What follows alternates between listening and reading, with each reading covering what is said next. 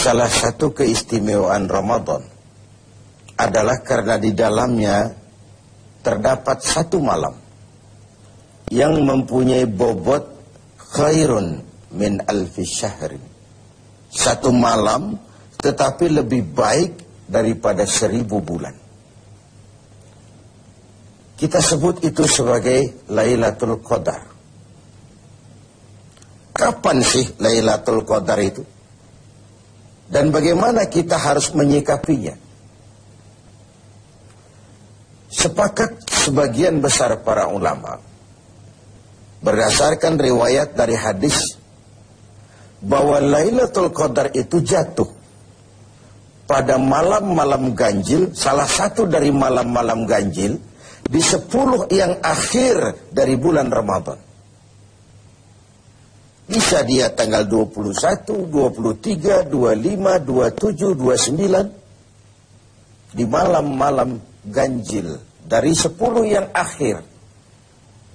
Inilah rahasia kenapa baginda Rasul kalau sudah masuk 10 yang akhir dari Ramadan, hamparkan, sing-singkan lengan baju, hamparkan sajadah, dan lebih banyak di masjid ketimbang di rumah.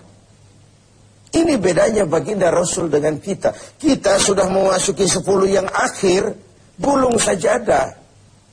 Tengok 10 yang akhir, barisan tarawih di masjid mulai mengalami kemajuan. Orangnya makin susut. Sudah berpikir mudik, sudah berpikir beli pakaian baru, sepatu baru, baju buat anak, oleh-oleh buat orang tua, sehingga konsentrasi ibadah buyar. 10 yang akhir Rasulullah sing-singkan lengan baju, hamparkan sajadah, lebih banyak di masjid ketimbang di rumah. Nah, mereka tentu yang ingin mendapatkan Lailatul Qadar, menemukan Lailatul Qadar, harus sudah berniat dan berjaga-jaga sejak awal Ramadan. Jadi tidak bisa pakai ilmu untung-untungan. 20 Ramadan tidak tarawih, 21 berangkat ke masjid, 22 libur lagi, 23 masuk. Kenapa? Wah, ini malam ganjil. Tidak seperti itu moralitasnya. Dia berjaga-jaga sejak awal Ramadan untuk mendapatkan Lailatul Qadar ini. Bagaimana kita harus menyikapi Lailatul Qadar ini? Tentu kita harus melihatnya dari sisi betapa rahman dan rahimnya Allah itu. Maha kasih, maha penyayang, maha pengampun, maha menerima taubat. Umat-umat terdahulu sebelum kita diberikan umur yang relatif panjang. Nabi Adam 2000 tahun. Nabi Nuh 950 tahun. Rata-rata umatnya ya sekian itu umurnya. Jadi secara hitung dagang, kalau 300 tahun mereka bergelimang dosa, kan masih punya stok 400 tahun untuk bertaubat. Umpama hitung-hitungannya harus begitu. Kita umat Nabi Muhammad ini, umat terakhir ini, diberikan umur yang relatif pendek. Bahkan kalau mencontoh kepada Rasul, 63 tahun beliau wafat meninggalkan kita semua. 63 tahun. Taruhlah kita seperti itu. Kalau 40 tahun kita bergelimang dosa, sisa umur cuma 33 tahun, ditebus dengan taubat seperti itu, kan belum seimbang neracanya. Apa dosa lalu harus tidak terampuni? Apa tidak ada peluang untuk melakukan pemutihan terhadap seluruh kesalahan yang pernah kita lakukan? Dari sisi inilah kita melihat makna Lailatul Qadar. Allah yang maha pengasih, Allah yang maha penyayang, seakan tidak langsung saja bilang, "Hei umat Islam, sekalipun umurmu relatif pendek, kau jangan pesimis, kau jangan skeptis.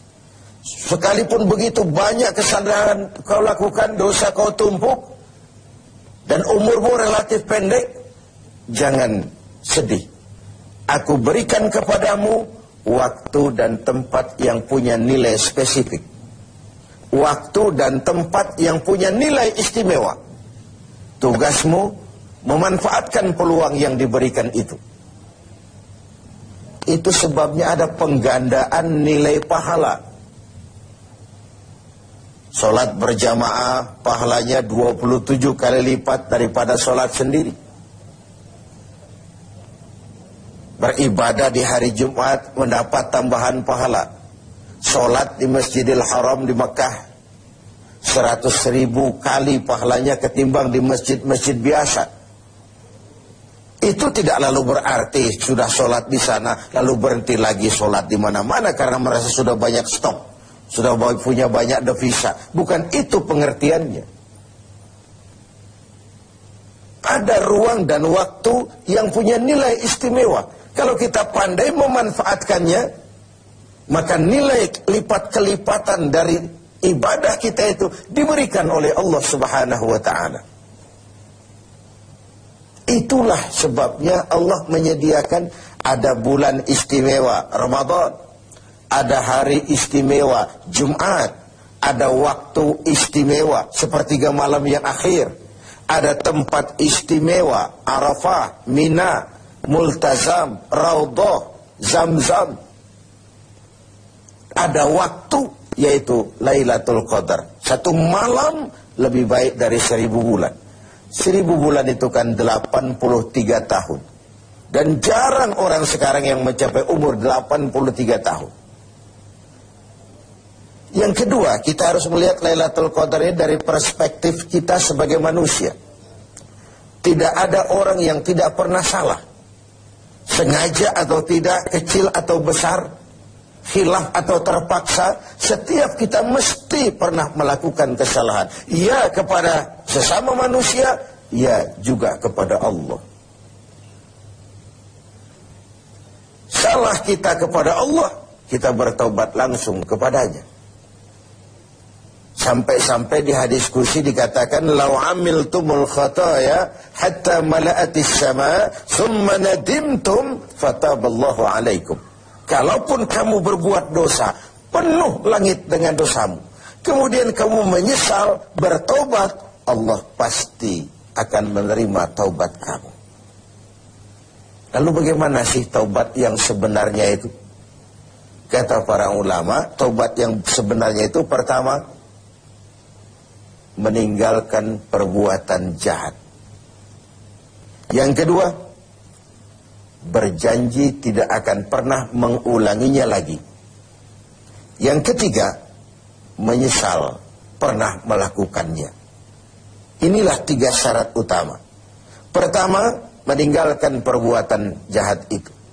Bertaubat dari minuman, tinggalkan total. Bertaubat dari judi, tinggalkan total. Bertaubat kepada Allah dari melakukan maksiat, tinggalkan secara total. Meninggalkan perbuatan jahat. Dan total, tidak angin-anginan. Yang kedua, berjanji tidak akan mengulanginya lagi. Tidak akan pernah lagi saya berjudi. Tidak akan pernah lagi saya berzina. Tidak akan pernah lagi saya mencuri. Berjanji tidak akan mengulangi. Dan yang ketiga, menyesal telah pernah melakukan itu. Bukankah kadang-kadang kita berkata, saya sekarang sudah tua, dulu waktu muda saya sudah puas. Bukan menyesal, puas. Sekarang saya sudah tua, dulu waktu muda sudah puaslah saya. Sudah pokoknya sudah puas. Bukan puas yang diminta. Menyesal, kenapa dahulu begitu? Kenapa telah melakukan itu? Inilah makna taubat yang sebenarnya. Pemirsa TV7 yang berbahagia. Orang yang beribadah Ramadan dengan baik, melaksanakan taubat dengan benar, diterima taubatnya, pantas dia keluar dari Ramadan, masuk 1 Syawal, pantas jika ia masuk dalam golongan minal aidin wal faizin. Masuk dalam golongan orang yang kembali. Kembali kemana? Kembali kepada fitrah. Suci, bersih. Seperti bayi baru dilahirkan oleh ibunya. Tidak punya dosa kepada Allah. Lantaran sudah dilebur oleh ibadah dan taubatnya di bulan Ramadan. Wal faizin, dan termasuk ke dalam golongan orang-orang yang beruntung. Tidak dalam artian yang materialistis, tapi dalam artian memperoleh keberkahan dalam hidup dan keberuntungan di dunia, lebih-lebih di akhirat nanti. Inilah Ramadan, di mana kita selalu mencari nilai tambah dari setiap amal yang kita lakukan. Karena umur yang diberikan relatif pendek. Dosa yang kita kerjakan relatif banyak. Kalau neracanya tidak diimbangi dengan upaya mencari nilai tambah tadi, boleh jadi tidak akan ada keseimbangan dalam neraca hitung-hitungan kita di hadapan Allah Subhanahu wa Ta'ala. Padahal seimbang saja sudah rugi.